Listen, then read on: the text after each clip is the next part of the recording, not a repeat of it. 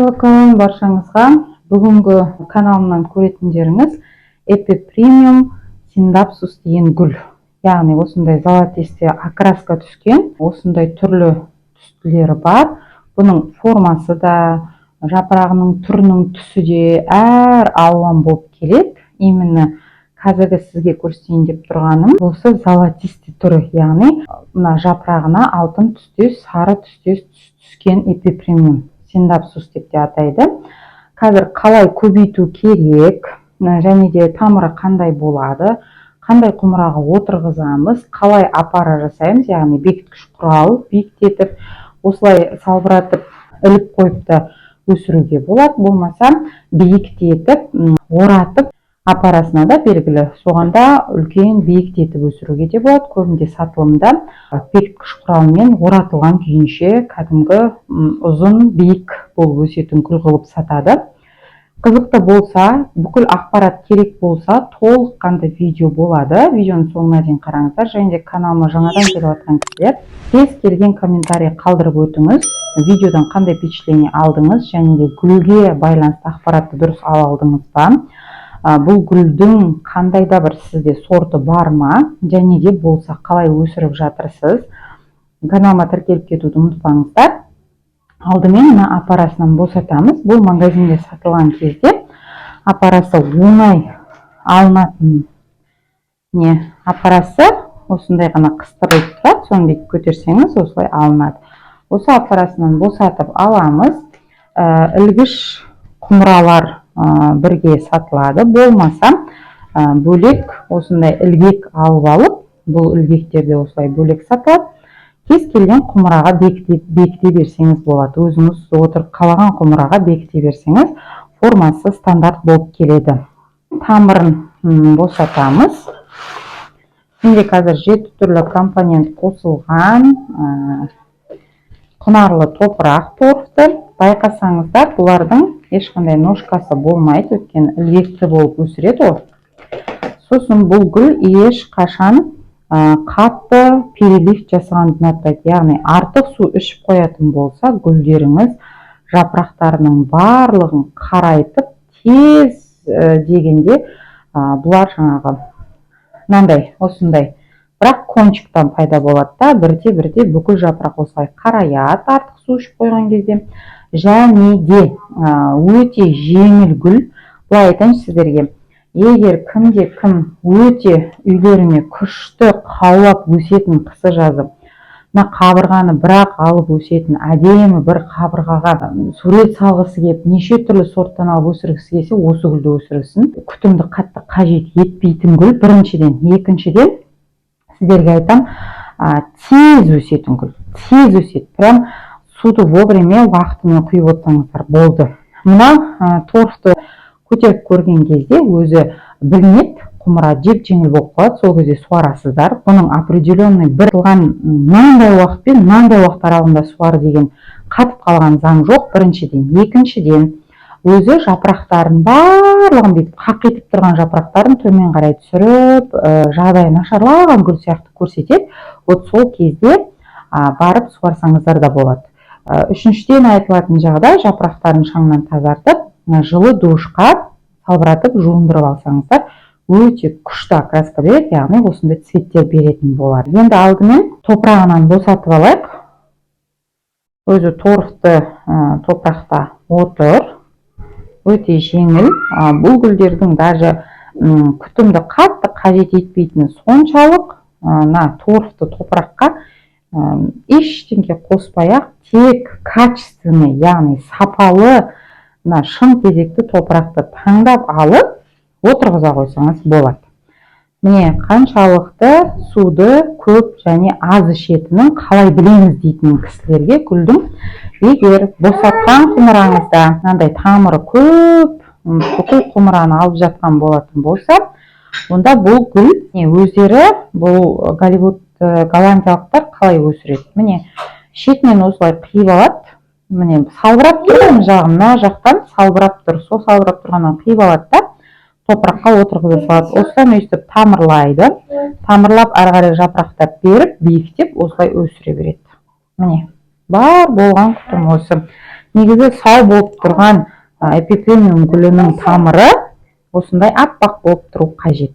Және де дұрыс суарылған гүлден, бұл енді бейімделгеніне уже менде 2-ші айға жуықтап бара жатыр. Гүлден мысалы қалай бейімделеді? Бұлар еңкейтіп, қазір мен айтам, қалай сіздерге тамырын. Міне босатуында қиыншылықтар болып жатса, міне қазір сіздерге мына босатып көрсетейін. Мысалы, мына өсіп бара жатқан, биіктеп жатқан гүлдеңіз, мысалы апарасымен отырғыздыңыз. Енді әрбір жерінде осындай тамырлар өзі автоматты түрде бейімделгіш гүл осындай тамырымен шығарып барып, ары қарай жаңа жапырақтар шығарып өсе береді. Сол тамырын сәл топыраққа бүйтіп еңкейтетін болсаңыз, ары қарай мынандай тамыр болады да өсе береді болды. Ешқандай күтімді қажет етпейді. Сіздерге осылай айтайын. Өзі баста голландиялықтар міне осылай кесіп отростка қылады да өсіре береді. Кез келген адам осылай отростка алып, кесіп отырғыза беруіне болады. Міне, көріп тұрсыздар, топырағының құрамында ешқандай құрам жоқ. Бірақ та енді осы құрам жоқ екен деп сіздерде тура осындай құрамы жоқ, витамин жоқ топыраққа отырғыза салмаңыздар. Өйткені бұлар магазинде уақытша тұрады, барып отырғызады деген оймен бұлар тез өседі дейді. Осылай тек қана торышты топыраққа отырғыза салады. Ал сіздер жақсы нәтиже алғыларыңыз келсе, бұдан да үлкен сортпен жапырақ алғыларыңыз келсе, дұрыс топырақ таңдап отырғызыңыздар. Біріншіден, екіншіден, егерде қандайда бір жапырақтан үлкен гигантский сорт алғыларыңыз келсе, бұған тұрақты түрде, міне көрдіңіздер, ешқандай шіру пайызы жоқ, құнарлы, шым тезекті, ешқандай суды бойына қатты ұстамайтын, уақыты келе жақсы кебетін торықты топырақта отыр. Енді қазір осы топырақты араластырып, жаңа менің 7 түрлі компонент қосылған универсальный торықты топырағым, 70% торық бар. Соның ішіне бірге қосып, мына ішінде карада, кокос чипсиді, ағаш күлі де, теолит, гетамит, барлығы бар, перлит. Енді қазір аңғарып тұрсаңыздар, бұлардың құмырасы не осылай болып келеді. Іліп өсіргеннен кейін астына кішігірім ғана ауа су ағып кетіп, ауасы дұрысынан барып тұратын құмыра болса болды дейді. Егер бұл ілінбейтін жағдайда өсіргілеріңіз келсе, осылай істейсіздер. Егер ілінбейді, жаңағы стойкой былай ағаш қойып бірге біріктіріп өсірем десеңіздер, онда осындай құмыраны таңдауға тура келеді. Как обычно өздеріңіздің гүлдерге таңдаған. Тамырлары мен бойының росына байланысты салып көрек өткенмен апарамен отырғызам екеуін де біріктіріп. Міне әрбір жеріне осылай тамыры сыйғанша бойларының росына байланысты бекітіп отырғыза бересіздер.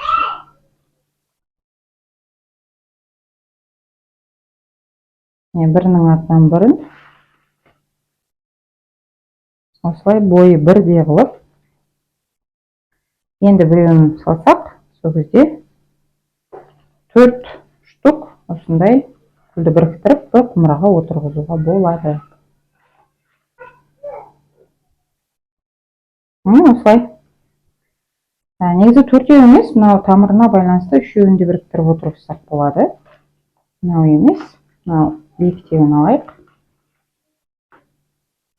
Ұзындауын, өйткені біз қазір бұған бекіткіш құрал саламыз. Сөйтіп, бекітіп, шырматып өсіретін боламыз. Сорты міне осылай. Солатысте болып келеді. Бұның сортының жақсырағын магазиннен таңдаған кезде жаңадан шығарып жатқан жапырақтары бар ма жоқ па соған қараймыз біріншіден. Екіншіден, жаңадан шығарып жатқан жапырағы окраскалы ма, яғни жаңа сол қандай түс, мысалы бұл золотисте болса, золотисте түске еніп тұр ма? Болмаса қандай түске еніп тұр? Мысалы қызғылт, ақшыл деген сияқты сондай түстері белгілі болып тұр ма? Мысалы ең соңғы шығарған жаңа жапырағы болса, осыда бар ма? Уже мынада сарғыш бар. Бұл ары қарай өзінің сортын сақтайды және жақсы өседі деген сөз.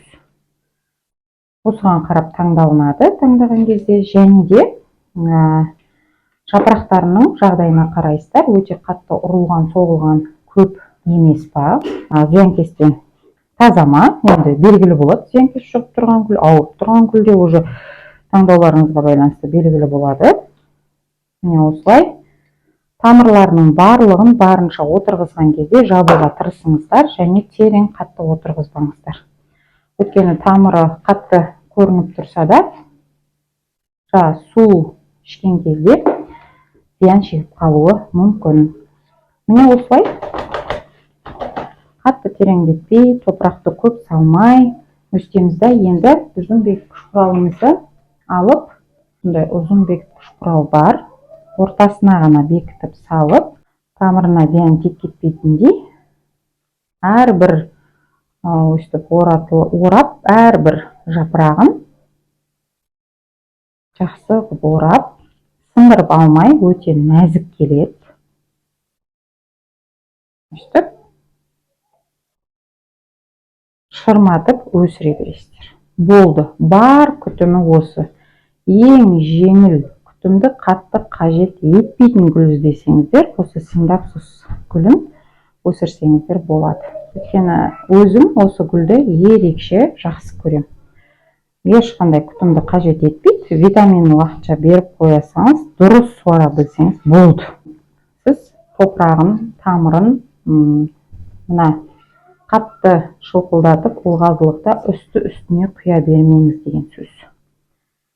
Мен осылай қалың жапырақтарын тоже мына жақтан былай қарай алып, әдемілеп орналастырып, ешқандай жапырағы зиян шекпейтіндей, ары қарай қалыңдап өсе алатындай, өстіп, кез келген өзіңіз қалаған форманы жасап өсіре бересіз болды.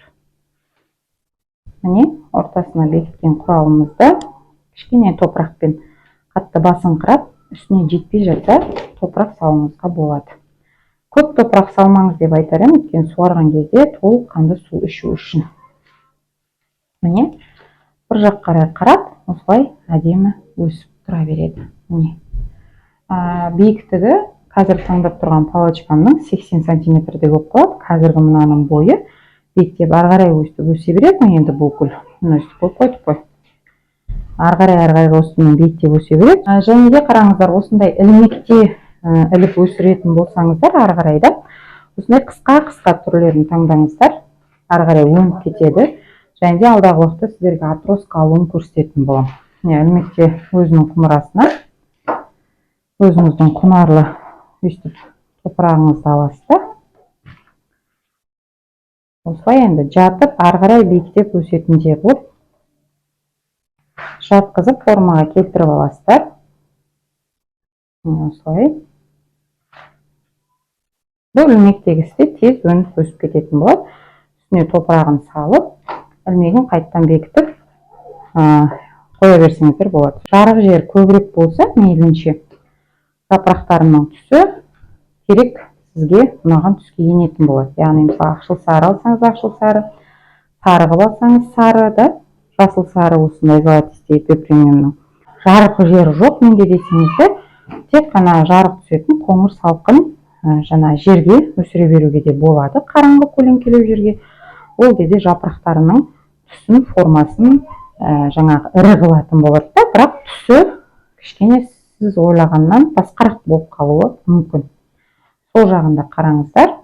Міне осылай қолдарыңызбен қатты тығындамай, сосын сразу суара берсеңіздер болады. Үстерін жауып, жатқызып өсірсеңіздер де болады. Бекітетін құралын бекітіп қоясыздар. Бар болған күтімі осы, ешқандай ерекше күтім қажет етпейді. Міне, қайтадан өзін осылай отырғызсаңыздар, 2-3 айда қайтадан жаңа қалай пышный болып тұрды, сондай қалпына енетін болады. Бар болған күтімі осы. Келесі видеода кездескенше, қош сау саламатта болыңыздар, және де қазір сразу витамин сумен суарып, былайынша сумен суара берсеңіздер де болады. Бар сингапсустың күтімі осыған.